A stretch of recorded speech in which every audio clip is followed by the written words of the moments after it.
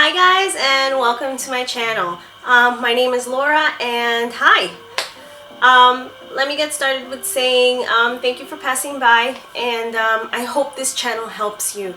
This channel really is a place for women who are trying to conceive with PCOS and ectrodactyly.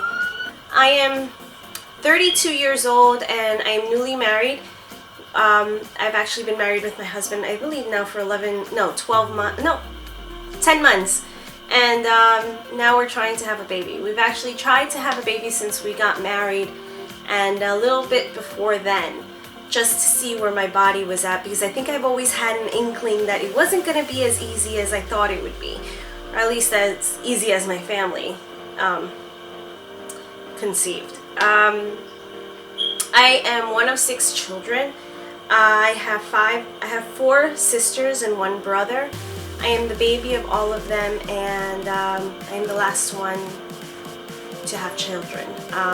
Actually, to have a child. I don't have any children of my own. My husband has 2 of his own, but in my family, I'm the only one that doesn't have any kids, as far as my sisters are concerned. The ages between my sisters and myself varied from about 18-year difference to about 7 years. Anyways, that has to do with my other, I guess, condition that I have. Since I am one of 6, I don't have any genetic kind of background to understand why, but I was born with ectrodactyly on my hands. On my left hand, I was born with 4 fingers, and but I currently only have 3. I was born with 4 because I had a little pinky that at a very young age I had to get removed from. Because my doctor was concerned that leaving it there, I would actually injure myself, or I would actually close doors or drawers on my fingers. So to avoid any pain for me, they decided to remove my pinky and close up my hand. And now it kind of looks like a hand, but still missing digits. And on my right hand, I was born with 1 finger and a cleft arm, which a lot of you, if you don't know, a cleft arm is actually an arm that I cannot extend past my elbow. It's kind of in the shape of an L, see right there, and it doesn't go any farther than that. My left arm, pretty normal, just straightforward. I can do any range of motion, and that's pretty much my arms.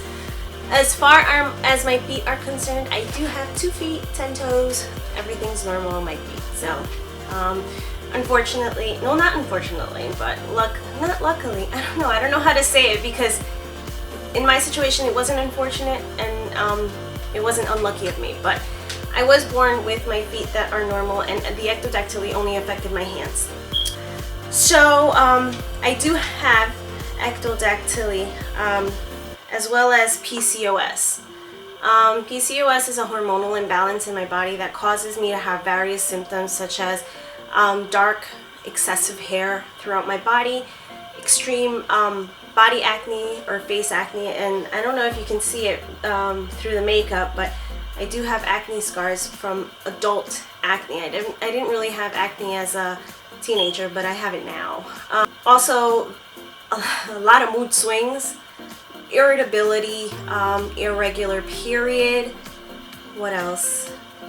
Painful periods, and the most common thing, but you don't need to have this in order to have PCOS, are cysts in your ovaries, because the actual acronym is short for polycystic ovarian syndrome, but I don't have the cyst part. I do suffer from everything else, but I do not have the cyst part in the ovaries. So that is another symptom that I am diagnosed with. I have PCOS, ectrodactyly, and I am trying to conceive. So with that, there are a lot of concerns in my life that, in my body, that, kind of make trying to conceive a little difficult. The PCOS is making it very hard to detect when I ovulate, if I do at all. And with that, we've kind of been on some infertility treatment in the last 6 months.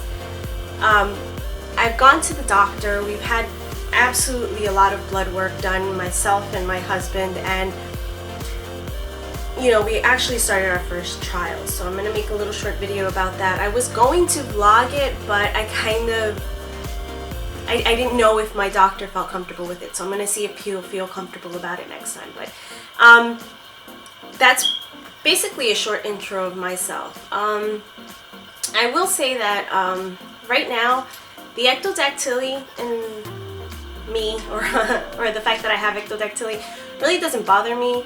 I don't have any concerns with possibly passing that gene down to my own child, but from the research that I have done, a lot of the time, or actually from what I've seen, 100% of the time, anyone with ectrodactyly ends up passing it down to their child, and then their child ends up being born similar, or if maybe the exact same way that their parent was. I'm not really worried about that, but I will tell you one day a story that my husband was concerned about it, and I understand it, but it kind of hurt, but I do understand his concerns. I don't have any worries about it, only because I'm 32 and I'm fine. I was blessed with a family that never treated me indifferent, never made me feel different, and never enabled me in anything. But I think also that was part and partial because of my attitude. I didn't like help. I still don't like to be helped. And my sisters actually tell me I was a pain in the butt because I wouldn't let them do anything. I wanted to learn how to do everything myself. So the ectrodactyly really doesn't bother me. But I know it does bother some people, and it's a concern. But I think in my mind, I came out pretty okay. I don't have any insecurities about my hands, at least now as an adult. I did have some when I was a teenager, but it was more geared toward having like a boyfriend or boys liking me. Like that was my biggest insecurity. But I didn't have any insecurity as to, can I do something? Can I not do something? Well, that's why I say ectrodactyly, not a big factor in my life. Not the hardest thing that I had to get over, because it wasn't really a factor in my life. It never really stopped me. I think the only thing it ever stopped me was tying my shoes, but even at that, I still could do it. But I kept going, and I didn't stop. So that's a brief, actually not brief, but that's a very long description of my life with ectrodactyly. It didn't stop me, and I don't expect it to stop me. And if I do have a child and they do come out to be like me, I am mentally prepared, and I am prepared with the knowledge of how to help them grow and how to not make them insecure about their own body. The other thing that is a bit harder for me to get through and to control and to understand is the Pcos. It explains everything in my life, in the fact that, it explains my period, it explains my mood swings growing up, it explains a lot of different things in my life, and it explains the, sorry, TMI, but hairiness of my arm and why I'm so hairy. But it explains all of that. I'm kind of disappointed that I just recently found out that I have Pcos, and I kind of wish my gynecologist in the past would have done the proper blood work in order to find out what was going on with me, because maybe I could have changed my lifestyle a long time ago and I wouldn't be going through this right now. And that's kind of what's weighing in my head right now. And that's one of the things that kills me and totally tears me apart, is that I wish I would have known before. Because I'm the type of person that when something's wrong with me, I dive in head first and I throw myself into research, and maybe I could have changed something. Maybe I could have been on a healthy diet my whole life and could have done something better for myself. It also explains why a few years ago, I was very heavy. I was heavy for many years, and I tried to lose weight and I couldn't control my hunger, and I thought, oh, I'm just, a chubby girl that likes food, and I'm just a fatty. That was my thing. And I was in culinary school and I thought, oh, well, it's just the food that I'm doing, you know, like I'm putting butter in everything. I just love food. That's why I'm big. And it turns out, no. It was my body had the inability to process sugar correctly, and so I was gaining weight because I was putting too much crap in my body. And so in order for me, I didn't even know that, and the only way I lost weight was I had kidney stones one day, and I was like, oh my God, what did I do? And with that, I changed my diet. A lot of things in my life that changed and made me who I am today. And so I am making this channel for you guys to see